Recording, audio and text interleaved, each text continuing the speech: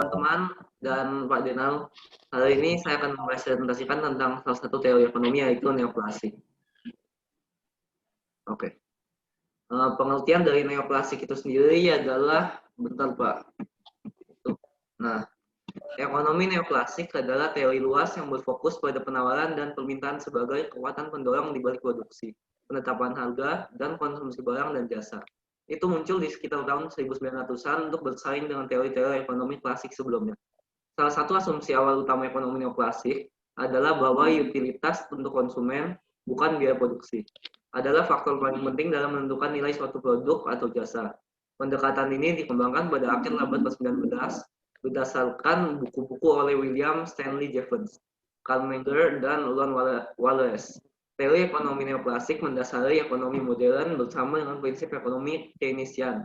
Meskipun pendekatan neoklasik adalah teori ekonomi yang paling banyak diajarkan, ia memiliki pencelah.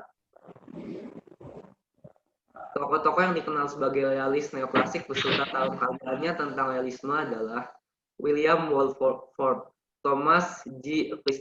Christensen, Alasdair G. H. Mullis, Gideon Ross, Randall Schweller, Violet Zachariah, Robert Jervis, Colin Duck, Ashley Toll, Tom Dyson.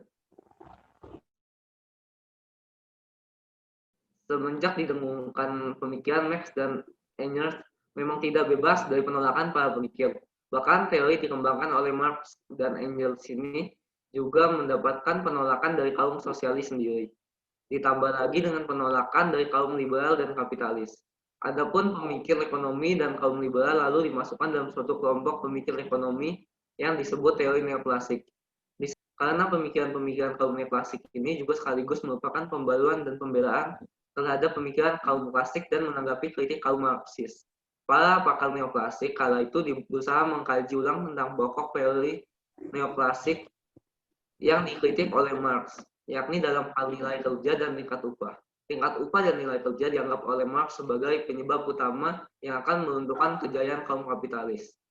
Beberapa pakar yang berusaha melakukan penelitian yakni W. Stanley Jevons, Len Wallace, Karl Menger, dan Alfred Marshall. Keempat pakar ini melakukan penelitian mengenai hal yang sama, yakni teori nilai lebih dari Marx.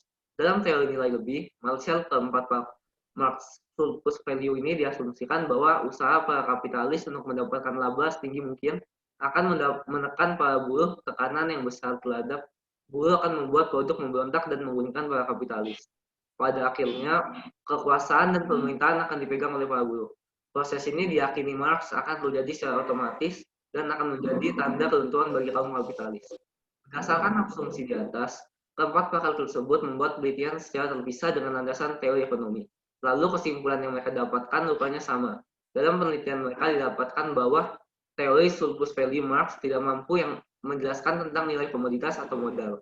Ini secara tepat. Alhasil, kesimpulan ini menentukan seluruh bangunan teori sosialis yang dikembangkan Marx dan Engels serta mengembalikan kekokohan sistem kapitalis. Hal ini sekaligus menyelamatkan para kapitalis dari kemungkinan krisis. Istilah ekonomi neoklasik diciptakan pada tahun 1900.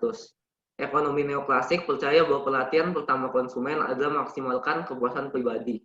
Oleh karena itu, mereka membuat keputusan pembelian berdasarkan evaluasi mereka terhadap utilitas suatu produk atau layanan. Teori ini bertepatan dengan teori perilaku rasional yang menyatakan bahwa orang yang bertindak rasional ketika membuat keputusan ekonomi lebih jauh ekonomi neoklasik menetapkan bahwa suatu produk atau layanan yang memiliki nilai di atas dan dia di luar biaya produksinya, sementara teori ekonomi klasik mengasumsikan bahwa nilai suatu produk berasal dari biaya bahan ditambah biaya tenaga kerja. Ekonomi neoklasik mengatakan bahwa persepsi konsumen tentang nilai suatu produk mempengaruhi harga dan permintaan.